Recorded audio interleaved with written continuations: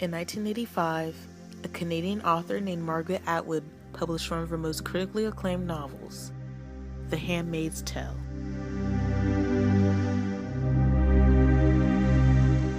As you all know, the story follows Alfred, a handmaid under the Republic of Gilead. Gilead is a newly formed totalitarian regime which replaces the United States government. Due to warfare and nuclear explosions, the regime resorts to using tactics against its citizens based on biblical ideals.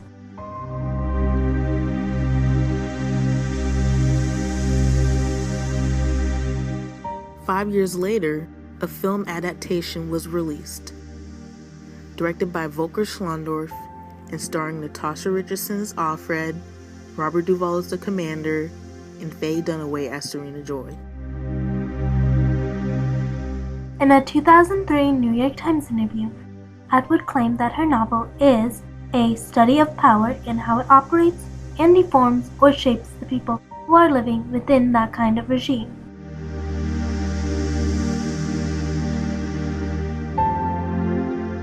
However, the film does not effectively portray Atwood's message due to lack of ambiguity and the power given to the originally oppressed characters.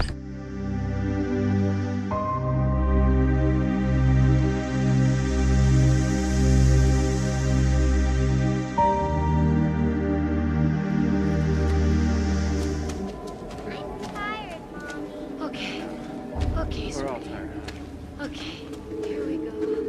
Hold tight. Sit now, hold on tight. Like that. This is Border Patrol. This is Border Patrol. You are approaching the border of the Republic of Gilead. You're not allowed any closer. Turn back.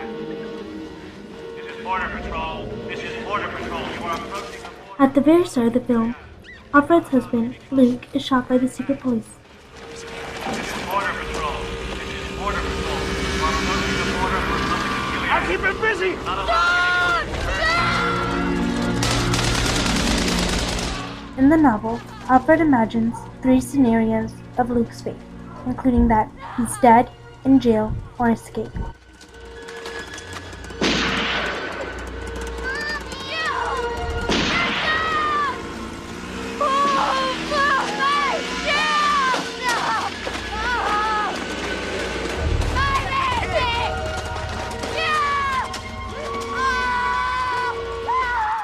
She remains worried about his whereabouts throughout the book.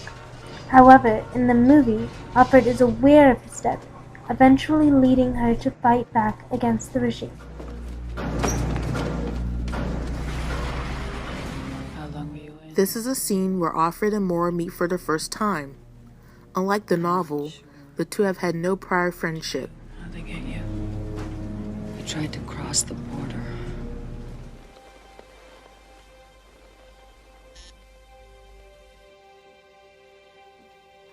What's your name?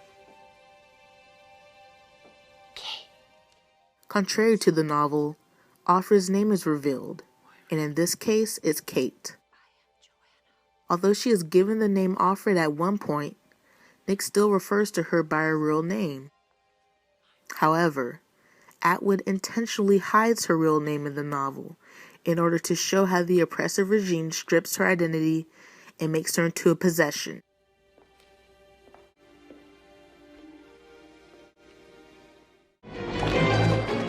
In this scene, Nick, along with the Mayday resistance, help Alfred escape, whereas in the novel, we are left with the suspicion of Nick either being in the Private Eye or in the Mayday resistance.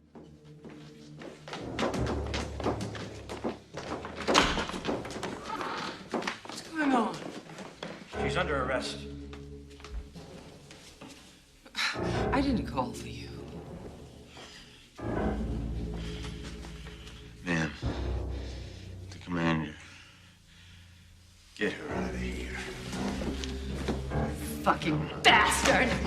You bastard! You bastard! Atwood uses the historical notes and leaves this particular part open for speculation in order to maintain Gilead's dominance and support her ideas of power.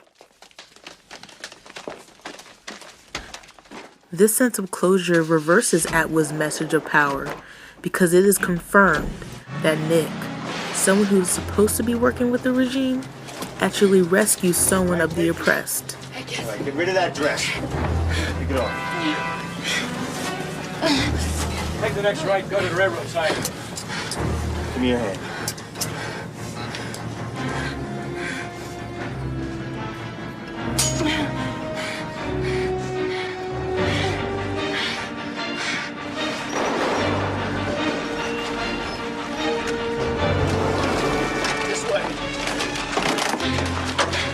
Why didn't you tell me? It's too dangerous. Kate, these men are gonna take you to a safe place. Now, they'll take care of you, I promise. You're not coming. In this scene, Moira is planning her escape. And Lydia?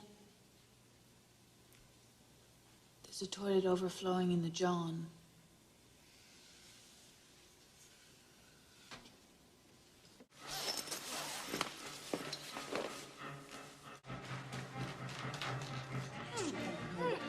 As you can see, Alfred is helping Moira capture Aunt Lydia and tie her up. Opposed to the novel's attempt at making Alfred a powerless figure, this particular scene actually gives Alfred power by making her rebellious, whereas in the novel, she's more submissive. I like your panties, sweetie.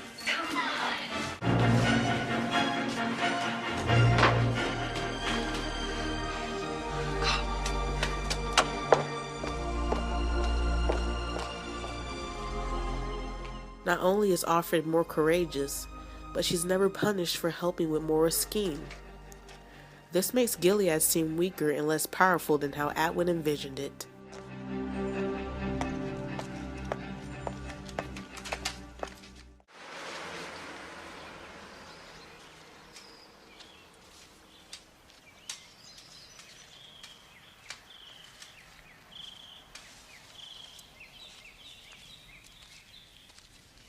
Are you off, Glenn?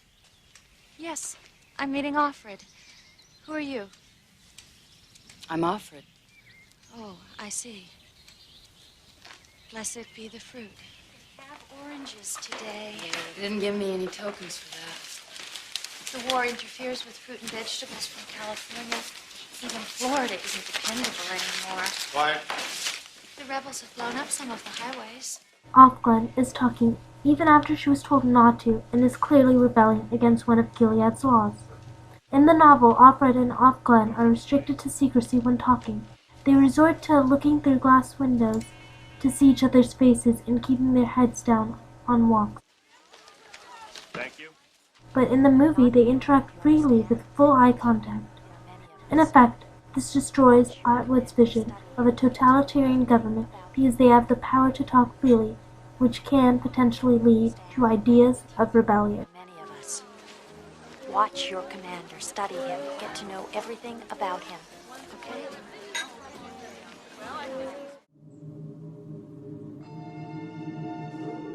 Even though she has displayed many forms of rebellious behavior throughout the film, the most prominent change that undermines Atwood's purpose is when Alfred kills the commander.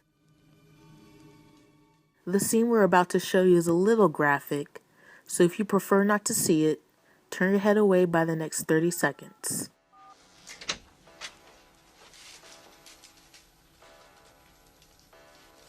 What is it? I could have fired this thing.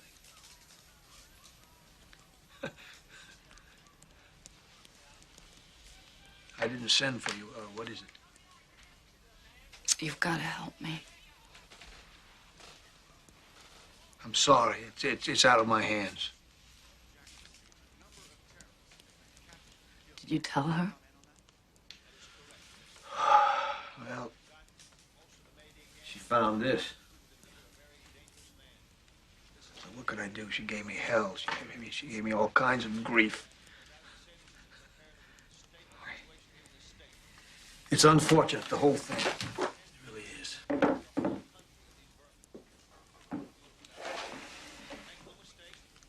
I'm sorry. Very, very sorry.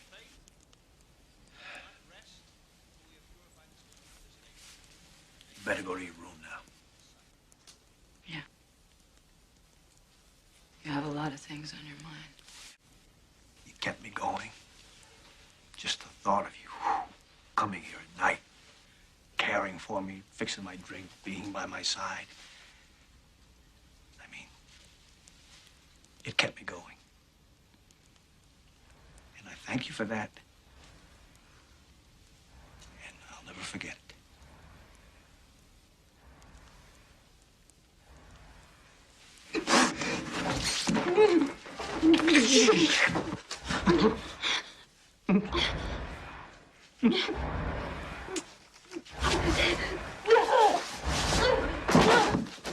This scene gives Offred power because she murders one of Gilead's authoritative figures.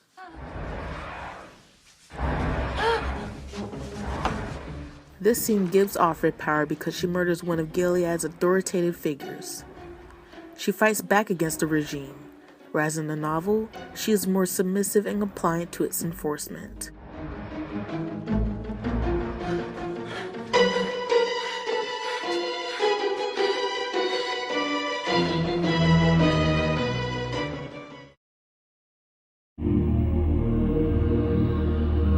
Both the film and the novel address totalitarian governments that use religion to emplace their values and beliefs on the masses.